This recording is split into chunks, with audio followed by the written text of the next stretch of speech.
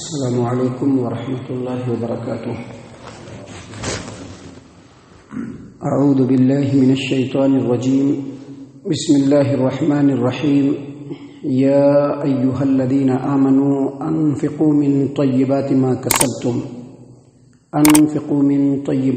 کسبتم ومما اخرجنا لکم من الارض ولا تیمموا الخبیث منہ تنفقون ولستم بآخذیہ إلا أن تغمضوا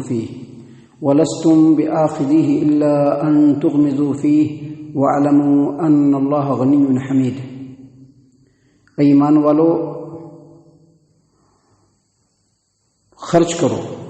جو کچھ تم نے حلال کمائی ہے، حلال روزی کمائی ہے، اس میں سے خرچ کرو، اور جو کچھ ہم نے تمہارے لیے زمین سے اگایا ہے اس میں سے بھی خرچ کرو. وَلَا تَيَمَّمُوا الْخَبِيثَ مِنْهُ تُنْفِقُونَ، اور جب تم خرچ کرو تو اس میں سے ردی چیزوں کو خرچ کرنے کا ارادہ نہ کرو، قصد نہ کرو کہ تم اس کو نہ لو. جب تم کو دیا جائے تو تم اس کو نہ لو، الا یہ کہ تم لیتے وقت اس کو آنکھ بند کر کے لے لو، اور جان لو کہ بے شک اللہ تبارک و تعالی بے نیاز ہے، لائق ستائش ہے، قابل تعریف ہے. محترم سامعین کرام، سورۃ البقرہ سورہ نمبر 2 آیت نمبر 267 یعنی 267 نمبر کی آیت کریمہ آپ کے سامنے تلاوت کی گئی، اور آیت کریمہ کا ترجمہ بھی آپ کے سامنے پیش کیا گیا. سامعین کرام، حافظ ابن کثیر رحمہ اللہ نے یہاں پر بیان فرمایا ہے کہ اللہ تبارک و تعالیٰ نے اس آیت کریمہ میں ایمان والوں کو مخاطب کیا ہے، اور مخاطب کر کے کہا ہے کہ جو کچھ تم حلال کمائی کماتے ہو، پاکیزہ کمائی کماتے ہو، اس میں سے خرچ کرو، اور جو کچھ ہم نے تمہارے لیے زمین میں سے اگایا ہے اس میں سے بھی خرچ کرو. تو یہاں پر خرچ کرنے سے مراد اللہ کے راستے میں خرچ کرنا ہے، جیسا کہ عبداللہ ابن عباس رضی اللہ عنہما نے اس کی تفسیر بیان کی. کیونکہ خرچ آدمی سبھی جگہ پہ کرتا ہے، اچھی جگہ پہ بھی کرتا ہے، بری جگہ پہ بھی کرتا ہے. یہاں پر اگر خرچ کرنے سے مراد مطلق خرچ لیا جائے تو یہاں پر خرچ کرنے سے مراد مطلق خرچ کرنا نہیں، بلکہ اللہ کے راستے میں خرچ کرنا ہے. اور یاد رکھیے، چاہے یہاں پر ہو چاہے دوسری جگہ پر ہو، اللہ تبارک و تعالیٰ نے جو خرچ کرنے کے لیے کہا ہے وہ ایمان والوں کو کہا ہے. اور آپ دیکھ رہے ہیں کہ پچھلے 2-3 درسوں سے لگاتار اللہ تبارک و تعالیٰ نے اللہ کے راستے میں خرچ کرنا چاہیے اس کی ترغیب دی ہے. کس طرح سے خرچ کرنا چاہیے، کس انداز میں کرنا چاہیے، نیت کیسی ہونی چاہیے، ان تمام چیزوں کو بتلایا ہے. اور اس آیت کریمہ میں بھی اللہ تبارک و تعالیٰ نے بتلایا کہ کیسے خرچ کرنا چاہیے. تو یہ جو خرچ کرنا ہے اللہ کے راستے میں، اللہ تبارک و تعالیٰ نے اس کو اتنا امپورٹنٹ کیوں بتلایا کہ بڑا اہم ہے؟ اس لیے کہ ساری چیز اللہ کی ہی دی ہوئی ہے، لیکن اس کے باوجود جب بندہ اللہ کے راستے میں خرچ کرتا ہے تو اللہ اس سے بہت خوش ہوتا ہے. اللہ کے رسول صلی اللہ علیہ وسلم کی حدیث ہے کہ ہر روز اللہ تبارک و تعالیٰ کی طرف سے 2 فرشتے نازل ہوتے ہیں، اور دونوں فرشتے دعا کرتے ہیں. ایک فرشتہ کیا دعا کرتا ہے؟ اللہم آت منفقا خلفا، اللہ تبارک و تعالیٰ جو آپ کے راستے میں خرچ کر رہا ہے آپ اس کو اور دیجیے. کون دعا کر رہا ہے؟ فرشتے دعا کر رہے ہیں. اے اللہ تبارک و تعالیٰ جو آپ کے راستے میں خرچ کر رہا ہے اس کو اور دیجیے. اور دوسرے فرشتے کیا دعا کرتے ہیں؟ وہ دعا نہیں کرتے ہیں، بد دعا کرتے ہیں. اللہم آت ممسکا تلفا، اللہ تبارک و تعالیٰ جو آپ کے راستے میں خرچ نہیں کرتا ہے، ہاتھ کو روک کر کے رکھتا ہے، اللہ اس کے مال کو اور برباد کر دیجیے. تو اس سے کیا پتہ چلا؟ اس سے یہ پتہ چلتا ہے کہ آج اگر نہ دینے والا آدمی زیادہ سے زیادہ دولت میں کھیل رہا ہے، لیکن اس کے باوجود اس کے دولت میں برکت نہیں ہے، دولت میں اس کی برکت نہیں ہے. اور ایک آدمی جو اللہ کے راستے میں خرچ کرتا ہے، اگر اس کے پاس تھوڑا بھی ہوتا ہے لیکن اس کے باوجود اللہ تبارک و تعالیٰ اس کے مال میں برکت دیتا رہتا ہے. اور دوسری بات کیا معلوم ہوئی کہ ہر روز اللہ کے راستے میں خرچ کرنا چاہیے، کیونکہ ہر روز اللہ کے راستے میں ہم خرچ کریں گے، ہر روز فرشتہ کے دعا کے حقدار بنیں گے. جب ہم اللہ کے راستے میں خرچ کریں گے تبھی فرشتے کے دعا کے حقدار بنیں گے. اسی لیے اللہ تبارک و تعالیٰ نے کئی آیت کریمہ میں لگاتار خرچ کرنا چاہیے، کس طرح سے خرچ کرنا چاہیے، کس انداز میں خرچ کرنا چاہیے، خرچ کرتے وقت ہمارا ارادہ کیا ہونا چاہیے،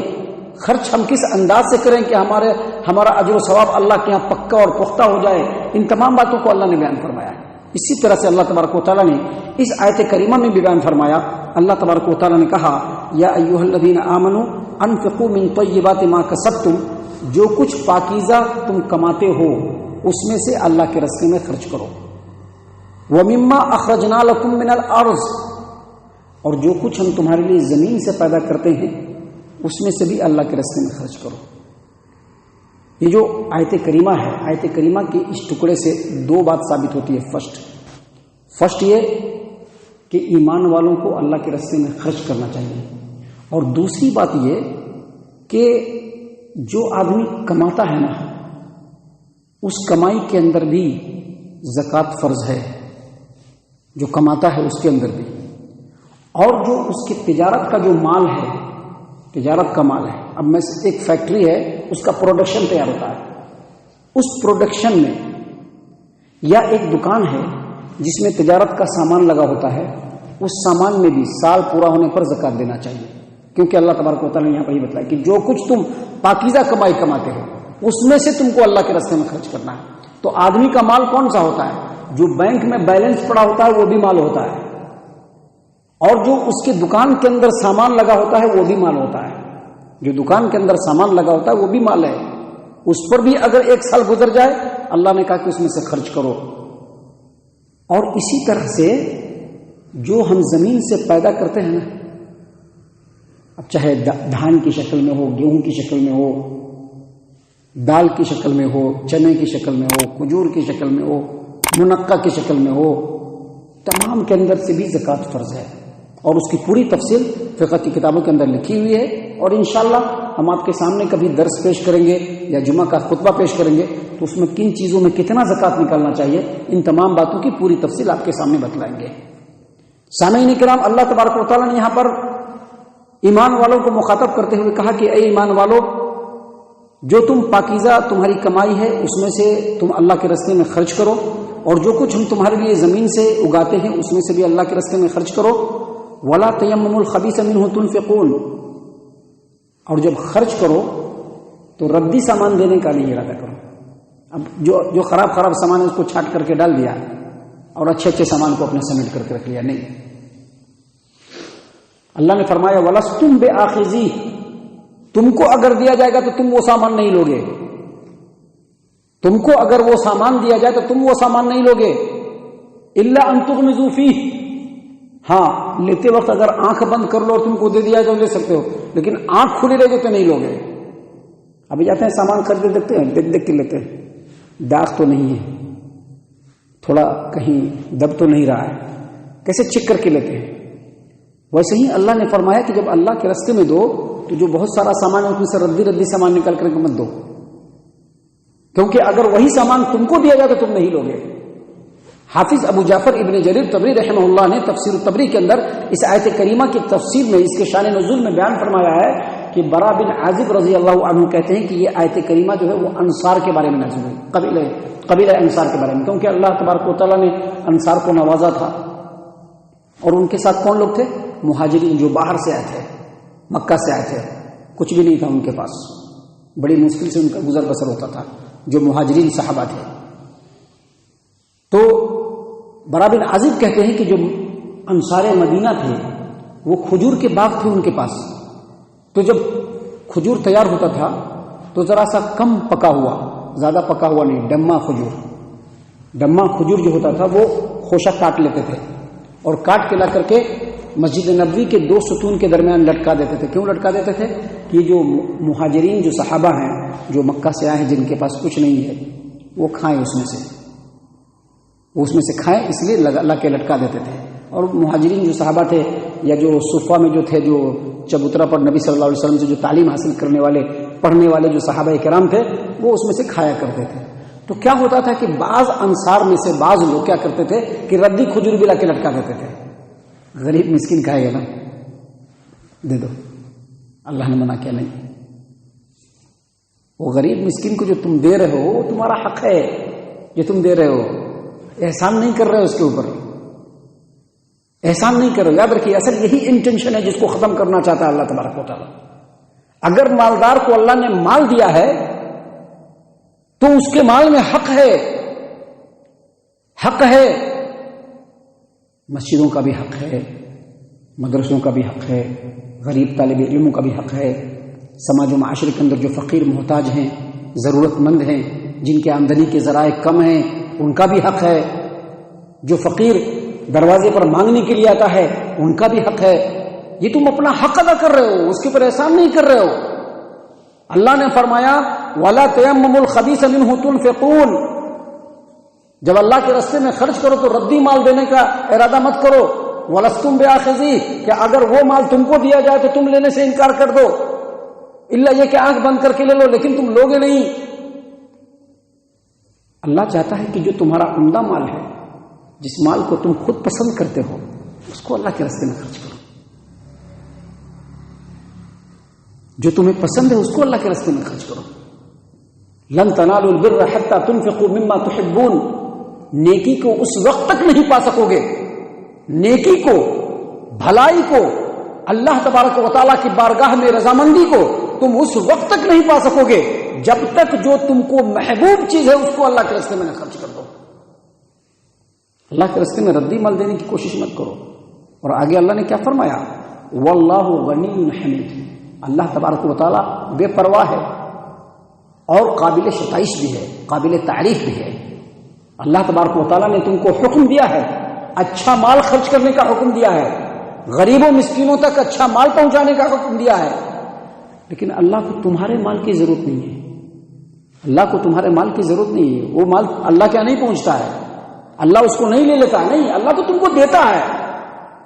اس مال کی اللہ کو ضرورت نہیں، اللہ دیکھنا چاہتا ہے کہ تم اللہ تبارک و تعالیٰ کے حکم کی کتنی تابعداری کر رہے ہو،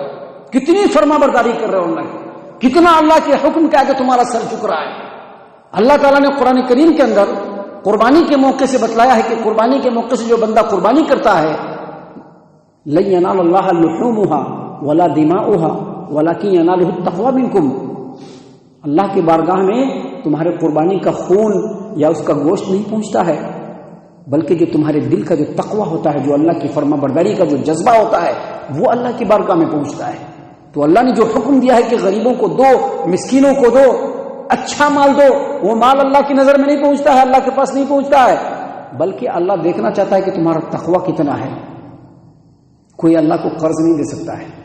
لیکن اللہ نے کہا کہ اللہ کو قرض دو، اللہ اس کا ریٹرن دے گا تم کو۔ ابھی قرض دیں گے تو ریٹرن دیں گے نا، ایک آدمی کسی سے قرض لیتا ہے تو پھر اس کو ریٹرن دینا پڑے گا۔ اللہ نے کہا کہ تو مجھ کو قرض دے رہا ہے، تیرے مال میں سے جو تو لوگوں کو دے رہا ہے، ضرورت مندوں کو دے رہا ہے، غریبوں کو دے رہا ہے، مسکینوں کو دے رہا ہے، طالب علموں کو دے رہا ہے، مسجد میں دے رہا ہے، مدرسے میں دے رہا ہے، وہ تو مجھ کو قرض دے رہا ہے، میں تجھ کو ریٹرن دوں گا، لہذا ردی مال مت دینا، اچھا مال دینا۔ اللہ نے اسی بات کو یہاں پر بیان فرمایا اور کہا کہ اللہ تبارک و تعالیٰ بے نیاز ہے، اللہ تبارک و تعالیٰ قابل تعریف ہے، جو تم دو گے اللہ تعالیٰ اس کا بھرپور بدلہ دے گا، اللہ تبارک و تعالیٰ ہر چیز کے اوپر قادر ہے۔